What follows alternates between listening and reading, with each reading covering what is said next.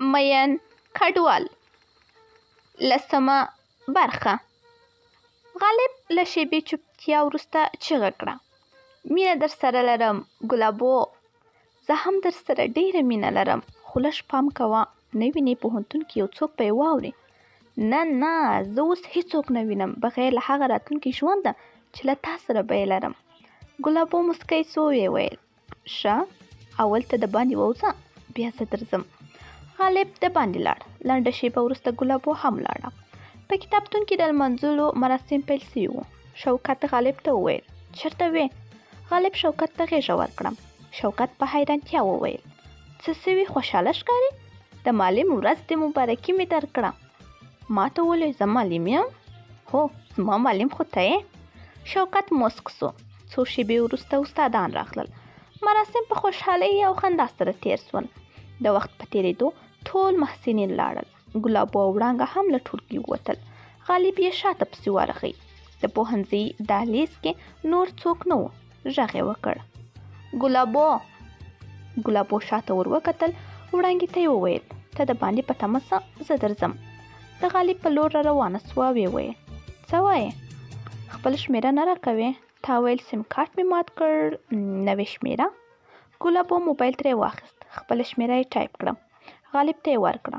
غالب شمېرې ته ځیر سو. ویې ویل: دا خو 9 شمېرې دي، یوه شمېره کمه ده. ګلابو ترې روانه سوه. ویې ویل: یوه شمېره یې خپله پیدا کړه، زه دې دومره وځورولم، تا یې غچ دی. ګلابو ولاړه. څو شېبې وروسته غالب هم د کور په لور روان سو. څېره له لرې د نوي غوړېدلي ګل په شان تازه ښکارېده.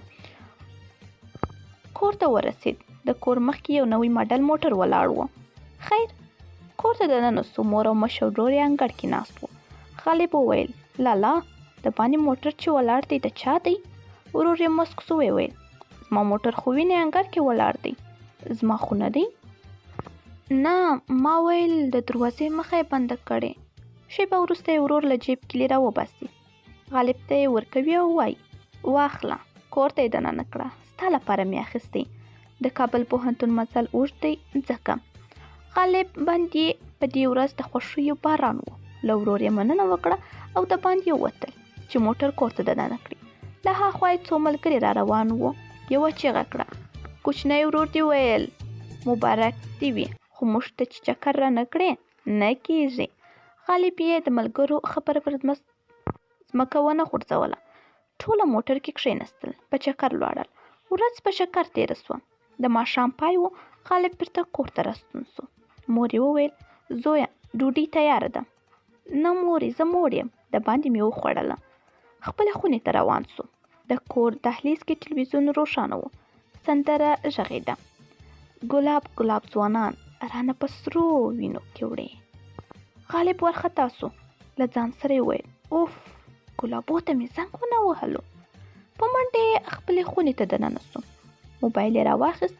له ځانه سره یې ویل: اړ یم له 0 تر 10 یوه شمېره ولیکم، څو د ګلابو شمېره پیدا سي. له 0 یې پیل وکړ. زنګ یې تېر کړ. ځواب یې ورکړ. غالب وویل: هلو. یو دروند غږ تر غوږ سو: هلو، اورم. د وارې موبایل بند کړ. څو شمېرې یې ډایل کړې. د 6مې شمېرې نوبت سو. ډایل یې کړه. شیبه وروسته یې ځواب ورکړ. غالب وویل: هلو. چا غږ ونه کړ. لنډه شیبه وروسته غالب بیا وویل: غالب یم. له لنډې شیبې وروسته یو خوږ غږ تر غوږ سو: زه هم د غالب ګلابو یم. تیریږي خو بس کله کله سخت سي، چې محبوب در سره وي کال هم ساعت سي. د بیلتون کیسې د چا هم خوښې نه دي. غوره هغه سي چې پای محبت سي.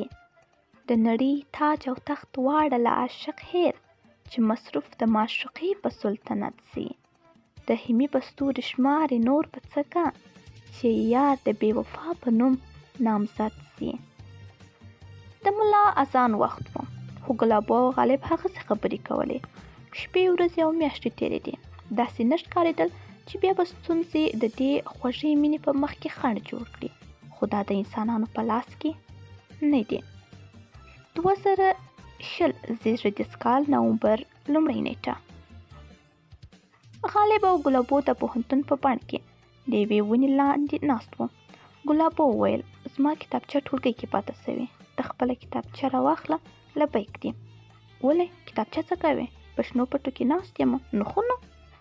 ګلابو په خندا سو وویل ادامه برخه زموږ په مطالعه یوټیوب چینل کې اورېدلی سئ. مین کډوال دا ناول تاسو ته د مطالعه چینل له لارې وړاندې کیږي. مین کډوال